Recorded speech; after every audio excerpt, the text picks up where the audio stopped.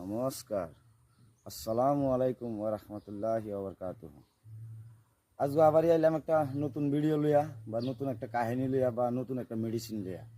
মেডিসিনটা হলো এটা যে আমি এই গাছটার বিষয়, গাছটা দেখো, এই গাছটার বিষয়ে আমি দুইটা গুণ জানতাম, সিরিফ দুইটা গুণ জানতাম এই গাছটার বিষয়। সেহেতু আর একটা ভিডিও দেখলাম, যে এই ভিডিওটার মধ্যে একটা গুণ কইলো আমরা কাকার বয়সের মানুষ বা দাদার বয়সের মানুষ, তো যেই হোক বেড়া জানে দেখে হাসা কথা কইছে, মিশা কথা তো আর কইছে না। হেলা কইলো এই গাছটা দেখুন যা, এই গছটো চাব দেই, এই গছটো কিন্তু আকৌ বহুত বিষাক্ত গছ।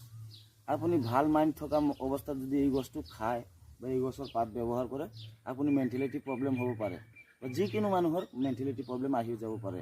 এইটো ইমান পাৱাৰফুল গছ হয়। কিন্তু আপোনাক খাপে যেতিয়া খুটে, খাপে খুটিয়ালেতো আপোনাৰ মেণ্টেলিটি এনেই ডাউন হৈ যায়। তো সেইটো অৱস্থাত এই গছটো যদি আপুনি হিন্দু হৈ থাকে ভগৱানৰ নাম ল'ব, মুছলিম হ'লে মুছলিম আল্লাহৰ নাম ল'ব, বিছমিল্লাহিৰ ৰহমানিৰ ৰহিম বুলি কৈ গছটো টানি উঠাই ল'ব লাগিব। এই গছৰ শিপাটো তাৰপিছত পিচি ৰস কৰি সেই ৰসটো খাই দিব লাগিব। সেই ৰসটো খোৱাৰ পিছত আপোনাৰ লাহে লাহে সাপৰ বিষৰ প্ৰভাৱটো নাইকিয়া হৈ যাব, আপুনি ভাল হৈ যাব। আচ্ছা, আৰু এটা উপকাৰিতা হ'ল যে এই কুমলীয়া পাতবিলাক যে আছে, এই এই কুমলীয়া পাতবিলাক যে আছে, আমাৰ ভাষাত কয় দুগা, মানে এই আগবিলাক যে আছে, এই আগবিলাক আপুনি বিছমিল্লা বুলি ক'ব। যদি হিন্দু হয় আপুনি হনুমানৰ নাম ল'ব, কালীৰ নাম ল'ব। কালীৰ একচুৱেলি এইটোত নাহে, এইটোত হনুমানৰ নাম আহে। বোলে সংকটমোচন হনুমান কি জয় বা এই ৰুদ্ৰৰূপী হনুমান কি জয়, তেনেকুৱা কিছুমান কথা কৈ এইটো উঠাই নিব। নি এইটোত কি কামত আহিব? গৰু যে পাতলা পায়খানা কৰি দিয়ে, একদম মানে পেলপেলিয়া হাগি দিয়ে গৰুৱে, এই উঠাই নিব নোৱাৰি, কোৰত উঠাব নোৱাৰি, হাতত উঠাব নোৱাৰি, একদম পেলপেলিয়া হাগি দিয়ে না, সেইটো কাৰণে এইটো মেডিচিন। এইটো আপুনি ধুনীয়া কৰি উঠাই নিব। দিনত নোখোৱাব দেই, ৰাতি খুৱাব লাগিব।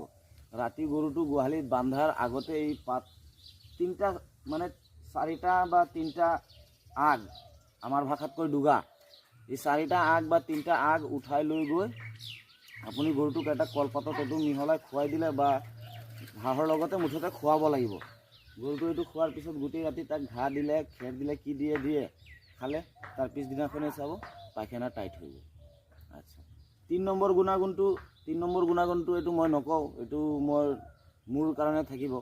এইটো ৩ নম্বৰ গুণাগুণটো হ'ল এইটো মানুহৰ যিকোনো গাৰ বিষ নাইকিয়া কৰিব পাৰি। এইটো কোনটো প্ৰচেছত নাইকিয়া কৰিব পাৰি সেইটো মই জানো।